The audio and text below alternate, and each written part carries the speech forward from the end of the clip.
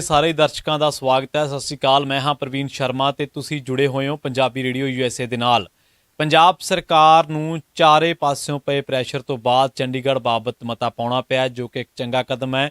ਇੱਕ ਬਹੁਤ ਵੱਡੀ ਬਹਿਸ ਹੈ ਕਿ ਕੀ ਮਤਾ ਪਾਉਣ ਨਾਲ ਇਹ ਚੀਜ਼ਾਂ ਖੜ ਜਾਣਗੀਆਂ, ਚੰਡੀਗੜ੍ਹ ਨੂੰ ਹੱਕ ਮਿਲ ਜਾਏਗਾ, ਪੰਜਾਬ ਨੂੰ ਹੱਕ ਚੰਡੀਗੜ੍ਹ ਦਾ ਮਿਲ ਜਾਏਗਾ। ਇਹ ਬਹੁਤ ਵੱਡੀ ਬਹਿਸ ਹੈ ਕਿਉਂਕਿ ਜਿਹੜੇ ਮਾਹਰ ਨੇ ਉਹ ਕਹਿੰਦੇ ਨੇ ਕਿ ਖੇਤੀ ਕਾਨੂੰਨਾਂ ਬਾਬਤ ਵੀ ਮਤੇ ਪਏ ਸੀ, ਪਰ ਜਦੋਂ ਲੋਕਾਂ ਨੇ ਅੱਗੇ ਕੋਈ ਸੰਘਰਸ਼ ਲੜਿਆ ਤਾਂ ਉਹਦਾ ਦਬਾਅ ਜ਼ਿਆਦਾ ਬਣਿਆ। ਇਹ ਸੰਘਰਸ਼, ਚੰਡੀਗੜ੍ਹ ਦਾ ਸੰਘਰਸ਼ ਵਿਧਾਨਕ ਤੌਰ ਤੇ ਤਾਂ ਸ਼ੁਰੂਆਤ ਹੋ ਚੁੱਕੀ ਹੈ, ਕਾਨੂੰਨੀ ਤੌਰ ਤੇ ਜਾਂ ਕਿ ਸਾਡੇ ਚੁਣੇ ਹੋਏ ਨੁਮਾਇੰਦੇ ਪ੍ਰਧਾਨ ਮੰਤਰੀ ਦੇ ਦਰਾਂ ਮੂਹਰੇ ਧਰਨੇ ਲਾਉਣਗੇ। ਇੱਕ ਬਹੁਤ ਵੱਡੀਆਂ ਚੀਜ਼ਾਂ ਨੇ ਜਿਨ੍ਹਾਂ ਤੇ ਚਰਚਾ ਹੋ ਸਕਦੀ ਹੈ। ਪਰ ਅੱਜ ਆਪਣੀ ਚਰਚਾ ਦਾ ਵਿਸ਼ਾ ਹੈ ਬੀਜੇਪੀ ਦੇ ਲੀਡਰ ਤੇ ਵਿਧਾਇਕ। ਬੀਜੇਪੀ ਕੋਲੇ ਜਦੋਂ ਖੇਤੀ ਕਾਨੂੰਨ ਲਿਆਂਦੇ ਸਨ, ਬੀਜੇਪੀ ਨੇ 2017 ਵਾਲੀ ਵਿਧਾਨ ਸਭਾ ਦੇ ਵਿੱਚ 2 ਵਿਧਾਇਕ ਸਨ। ਜਦੋਂ ਖੇਤੀ ਕਾਨੂੰਨਾਂ ਬਾਬਤ ਮਤਾ ਪਾਸ ਹੋਇਆ, ਗੈਰ ਹਾਜ਼ਰ ਸਨ। ਹੁਣ ਵੀ ਬੀਜੇਪੀ ਦੇ ਵਿਧਾਇਕਾਂ ਨੇ ਪੰਜਾਬ ਦੇ ਮਸਲਿਆਂ ਨੂੰ ਪਿੱਠ ਦਿਖਾਈ ਹੈ। ਅਸ਼ਵਨੀ ਸ਼ਰਮਾ ਕਹਿੰਦੇ ਨੇ ਕਿ ਕੇਂਦਰੀ ਮੁਲਾਜ਼ਮਾਂ ਦੀ ਮੰਗ ਪੂਰੀ ਹੋਈ ਹੈ। ਕਿੱਡੀ ਤਰਕ ਵਿਹੂਣੀ ਗੱਲ ਹੈ ਕਿ ਇੱਕ ਪਾਸੇ ਤੁਸੀਂ ਚੰਦ ਮੁਲਾਜ਼ਮਾਂ ਦਾ ਫਿਕਰ ਕਰਦੇ ਹੋ, ਜਾਂ ਤਾਂ ਪੰਜਾਬ, ਜੇਕਰ ਤੁਹਾਨੂੰ ਇੰਨਾ ਹੀ ਫਿਕਰ ਹੈ ਮੁਲਾਜ਼ਮਾਂ ਦਾ, ਤੇ ਪੰਜਾਬ ਦੇ ਮੁਲਾਜ਼ਮਾਂ ਨੂੰ ਵੀ ਜੇ ਪੰਜਾਬ ਸਰਕਾਰ ਨੂੰ ਤਨਖਾਹਾਂ ਦੇਣ ਜੋਗੇ ਭੱਤੇ ਫੰਡ ਦੇ ਦਿਓ, ਕਿਉਂ RDF ਰੋਕਦੇ ਹੋ? ਕਿਉਂ ਪੰਜਾਬ ਦੀ GST ਰੋਕੀ ਬੈਠੇ ਹੋ? ਕਿਉਂ ਉਹ ਗੱਲਾਂ ਕਰਦੇ ਹੋ ਜਿਨ੍ਹਾਂ ਦੇ ਨਾਲ ਪੰਜਾਬ ਦੇ ਜੋ ਵਿੱਤੀ ਸੰਕਟ ਨੇ ਉਹ ਡੂੰਘੇ ਹੁੰਦੇ ਨੇ? ਤੁਹਾਡੀ ਕੇਂਦਰ ਦੇ ਵਿੱਚ ਸਰਕਾਰ ਆ, ਤੁਸੀਂ ਪਿਛਲੇ ਕਿੰਨੇ ਸਾਲਾਂ ਤੋਂ ਕੇਂਦਰ ਦੇ ਵਿੱਚ ਹੋ। ਇਹ ਨਹੀਂ ਹੈ ਤੁਸੀਂ ਅਕਾਲੀ ਭਾਜਪਾ ਗੱਠਜੋੜ ਦਾ ਹਿੱਸਾ ਰਹੇ ਹੋ।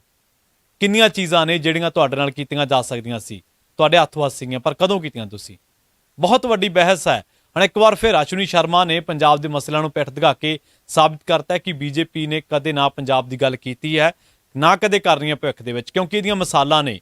ਖੇਤੀ ਕਾਨੂੰਨ ਦੀ ਮਿਸਾਲ ਆ। ਤੁਸੀਂ ਲਗਾਤਾਰ ਪੰਜਾਬ ਦਾ ਖਾ ਕੇ, ਪੰਜਾਬ ਦੇ ਵਿੱਚ ਸਾਹ ਲੈ ਕੇ, ਪੰਜਾਬ 'ਚ ਵੀ ਵੋਟਾਂ ਮੰਗ ਕੇ ਤੁਸੀਂ ਲਗਾਤਾਰ ਖੜਦੇ ਰਹੇ ਆਪਦੀ ਪਾਰਟੀ ਨਾਲ, ਔਰ ਔਨ ਰਿਕਾਰਡ ਸਾਬਤ ਹੋ ਗਿਆ ਇਹ ਗੱਲ।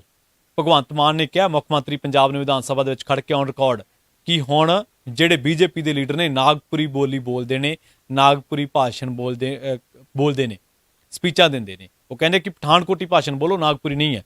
ਸੋ ਜਿਹੜੀ ਚਾਬੀ ਨਾਗਪੁਰੋਂ ਭਰੀ ਜਾਂਦੀ ਆ, ਉਹੀ ਪੀਪਣੀਆਂ ਬਾਹਰ ਵਜਾਉਂਦੇ ਨੇ, ਜਿਹੜੀਆਂ ਕਿ ਨਹੀਂ ਵਜਾਉਣੀਆਂ ਚਾਹੀਦੀਆਂ।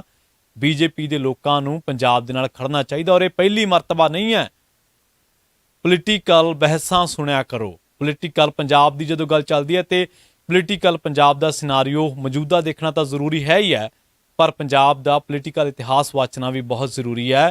ਲਾਲ ਕ੍ਰਿਸ਼ਨ ਅਡਵਾਨੀ ਨੇ ਆਪਦੀ ਕਿਤਾਬ ਦੇ ਵਿੱਚ ਕਨਫੈਸ ਕੀਤਾ, ਮਾਈ ਕੰਟਰੀ ਮਾਈ ਲਾਈਫ ਦੇ ਵਿੱਚ, ਮਾਈ ਕੰਟਰੀ ਮਾਈ ਦੇ ਜਿਹੜੀ ਕਿ ਉਹਨਾਂ ਦੀ ਕਿਤਾਬ ਆਈ ਹੈ, ਉਹਦੇ ਵਿੱਚ, ਕਿ ਅਸੀਂ ਇੰਦਰਾ ਗਾਂਧੀ ਨੂੰ ਮਜਬੂਰ ਕੀਤਾ ਦਰਬਾਰ ਸਾਹਿਬ ਤੇ ਹਮਲਾ ਕੀਤਾ ਜਾਏ।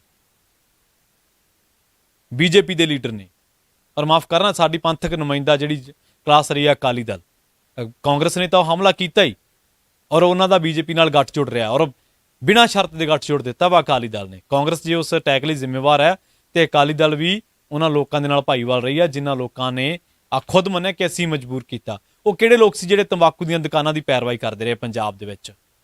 ਉਹ ਕਿਹੜੇ ਲੋਕ ਸੀ ਜਿਹੜੇ ਕਹਿੰਦੇ ਰਹੇ ਕਿ ਲੱਡੂ ਵੰਡੋ, ਹੁਣ ਦਰਬਾਰ ਸਾਹਿਬ ਤੇ ਹਮਲਾ ਹੋਇਆ? ਪੰਜਾਬ ਦੀ ਇੱਜ਼ਤ ਅਣਖ ਤੇ ਹਮਲਾ ਸੀਗਾ। ਹੁਣ ਵੀ ਪੰਜਾਬ ਤੇ ਸਿਧਾਂਤਕ ਤੌਰ ਤੇ ਹਮਲਾ ਵਾ। ਚੰਡੀਗੜ੍ਹ ਪੰਜਾਬ ਦੇ ਉੱਤੇ ਹਮਲਾ ਹੈ। ਖੇਤੀ ਕਾਨੂੰਨ ਪੰਜਾਬ ਦੀ ਵਿਰਾਸਤ, ਪੰਜਾਬ ਦੀ ਜ਼ਮੀਨਾਂ ਤੇ ਹਮਲਾ ਸੀ। ਕਿਹਨੇ ਸਾਥ ਦਿੱਤਾ? BBMB ਤੇ ਕੌਣ ਬੋਲਿਆ? ਕਿੰਨੇ ਬੀਜੇਪੀ ਦੇ ਲੀਡਰ ਨੇ ਜਿਨ੍ਹਾਂ ਨੇ ਕਿਹਾ ਕਿ ਪੰਜਾਬ ਨੂੰ BBMB ਦਾ ਜਿਹੜਾ ਅਧਿਕਾਰ ਆ, ਖੇਤਰ ਆ, ਉਹਦੇ ਚੋਂ ਨਸ਼ਟ ਹੋਣਾ ਚਾਹੀਦਾ? ਕਿੰਨੇ ਬੀਜੇਪੀ ਦੇ ਲੀਡਰ ਜਿਨ੍ਹਾਂ ਨੇ ਕੋਲੇ ਦੀ ਮੰਗ ਕੀਤੀ ਹੈ? ਜਿਨ੍ਹਾਂ ਨੇ ਕਿੰਨੇ ਬੀਜੇਪੀ ਦੇ ਲੀਡਰ ਆ ਜਿਨ੍ਹਾਂ ਨੇ ਕਿਹਾ ਕਿ ਕੇਂਦਰੀ ਪੂਲ ਦੇ ਵਿੱਚੋਂ ਬਿਜਲੀ ਪੰਜਾਬ ਨੂੰ ਮਿਲਣੀ ਚਾਹੀਦੀ ਹੈ? ਸੋ ਸੰਘੀ ਢਾਂਚੇ ਤੇ ਹਮਲਾ ਵਾ, ਫੈਡਰਲਿਜ਼ਮ ਤੇ ਹਮਲਾ, ਬਹੁਤ ਵੱਡਾ ਹਮਲਾ। ਪਰ ਬੀਜੇਪੀ ਦੇ ਲੀਡਰਾਂ ਨੇ ਪੀਪਣੀ ਸੈਂਟਰ ਵਾਲੀ ਵਜਾਉਣੀ ਹੈ। ਸੋ ਸੈਂਟਰ ਵਾਲੀਆਂ ਪੀਪਣੀਆਂ ਨਹੀਂ ਵਜਾਉਣੀਆਂ ਚਾਹੀਦੀਆਂ। ਕੇਂਦਰ ਦਾ ਧੱਕਾ ਪੰਜਾਬ 'ਚ, ਕਿੰਨੇ ਬੀਜੇਪੀ ਦੇ ਲੀਡਰ ਆ ਜਿਨ੍ਹਾਂ ਨੇ ਕਿਹਾ ਕਿ ਬਈ BSF ਪੰਜਾਬ ਦੇ ਵਿੱਚ ਨਹੀਂ ਲਾਗੂ ਹੋਣੀ ਚਾਹੀਦੀ, ਨਹੀਂ ਵੜਨੀ ਚਾਹੀਦੀ? ਪੰਜਾਬ ਦੇ ਲਗਾਤਾਰ ਹਿੱਤਾਂ ਦੇ ਨਾਲ ਟਕਰਾਅ ਕਰ ਰਹੀ ਹੈ ਕੇਂਦਰ ਸਰਕਾਰ। ਆਈਸੋਲੇਸ਼ਨ ਦੀ ਗੱਲ ਚੱਲ ਰਹੀ ਹੈ, ਔਰ ਲਗਾਤਾਰ ਪੰਜਾਬ ਦੇ ਸਿਧਾਂਤਕ ਹਿੱਤਾਂ ਤੇ ਟਕਰਾਅ ਵਾ, ਵਿੱਤੀ ਹਿੱਤਾਂ ਤੇ ਟਕਰਾਅ, ਪਰ ਨਹੀਂ ਬੋਲ ਰਹੇ ਲੋਕ। ਬੀਜੇਪੀ ਦੇ ਲੋਕ, ਬੀਜੇਪੀ ਦੇ ਲੀਡਰ ਪੰਜਾਬ ਦੇ ਹਿੱਤਾਂ ਨੂੰ ਛੱਡ ਕੇ ਆਪਣੀ ਕੇਂਦਰ ਦੀ ਜੋ ਪਾਰਟੀ ਹੈ, ਜੋ ਕੇਂਦਰ ਦਾ ਏਜੰਡਾ ਵਾ, ਜੋ ਬੀਜੇਪੀ ਦਾ ਏਜੰਡਾ, ਉਹਨੂੰ ਟੋਹ ਕਰਦੇ ਆ, ਜਿਹੜਾ ਕਿ ਬਹੁਤ ਗਲਤ ਆ।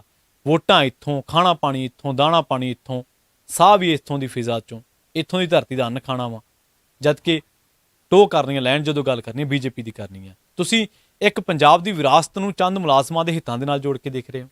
ਕਿੱਡੀ ਮਾੜੀ ਗੱਲ ਆ, ਕਿੱਡੇ ਤਰਕ ਹੋਣੀਆਂ ਗੱਲਾਂ ਨੇ। ਸੋ ਅੱਜ ਦੀ ਇਸ ਰਿਪੋਰਟ ਦੇ ਵਿੱਚ ਚਰਚਾ ਹੀ ਸੀਗੀ ਕਿ ਇਹ ਜਿਹੜੀਆਂ ਚੀਜ਼ਾਂ ਨੇ ਲਗਾਤਾਰ 5-7 ਮਸਲਿਆਂ ਤੇ ਅਸੀਂ ਗੱਲਬਾਤ ਕੀਤੀ ਹੈ। ਕੋਲ ਸੰਕਟ, ਬਿਜਲੀ ਦੀ ਗੱਲ, BSF ਦੀ ਗੱਲ, BBMB ਦੀ ਗੱਲ, ਹੋਰ ਰਾਜਾਂ ਦੇ RDF ਰੋਕਣ ਦੀ ਗੱਲ, ਰਾਜਾਂ ਨੂੰ GST ਦੇਣ ਦੀ ਗੱਲ, ਕਿੱਥੇ ਮੰਗ ਕੀਤੀ ਇਹਨਾਂ ਨੇ? ਇੱਕ ਵੀ ਸਟੇਟਮੈਂਟ ਦਿਖਾ ਦੇਣ। ਸੋ ਇਹ ਜਿਹੜੀਆਂ ਵੀ ਪੋਲੀਟੀਕਲ ਧਿਰਾਂ ਨੇ, ਹੁਣ ਵਾਲਿਆਂ ਨੂੰ ਵੀ ਸਵਾਲ ਹੋਣਗੇ, ਬੇਸ਼ੱਕ ਹੋਣਗੇ, ਪਰ ਜਦੋਂ ਹੁਣ ਦੀ ਗੱਲ ਚੱਲੇਗੀ ਤਾਂ ਪੋਲੀਟੀਕਲ ਘਟਨਾਵਾਂ ਦੇ ਹਵਾਲੇ ਜ਼ਰੂਰ ਦਿੱਤੇ ਜਾਣਗੇ। ਸੋ ਪੰਜਾਬੀ ਰੇਡੀਓ USA ਲਗਾਤਾਰ ਇਹਨਾਂ ਮਸਲਿਆਂ ਬਾਬਤ ਤੁਹਾਨੂੰ ਅਪਡੇਟ ਕਰਦਾ ਰਹੇਗਾ। ਪੰਜਾਬੀ ਰੇਡੀਓ USA ਪੰਜਾਬ ਦੇ ਅਹਿਮ ਮਸਲਿਆਂ ਨੂੰ ਲੈ ਕੇ ਤੁਹਾਡੇ ਨਾਲ ਲਗਾਤਾਰ ਵੀਡੀਓਜ਼ ਲੈ ਕੇ, ਸਪੈਸ਼ਲ ਰਿਪੋਰਟਾਂ ਲੈ ਕੇ ਆਉਂਦਾ ਰਹੇਗਾ। ਪੰਜਾਬੀ ਰੇਡੀਓ ਦੇ USA ਦੇ ਜਿਹੜੇ ਫੇਸਬੁੱਕ ਪੇਜ ਆ ਉਹਨੂੰ ਲਾਈਕ ਕਰ ਲਓ। ਪੰਜਾਬੀ ਰੇਡੀਓ USA ਦਾ ਜਿਹੜਾ YouTube ਚੈਨਲ ਉਹਨੂੰ ਸਬਸਕ੍ਰਾਈਬ ਕਰ ਲਓ। ਜਲਦ ਮਿਲਾਂਗੇ ਇੱਕ ਹੋਰ ਨਵੀਂ ਵੀਡੀਓ ਦੇ ਵਿੱਚ।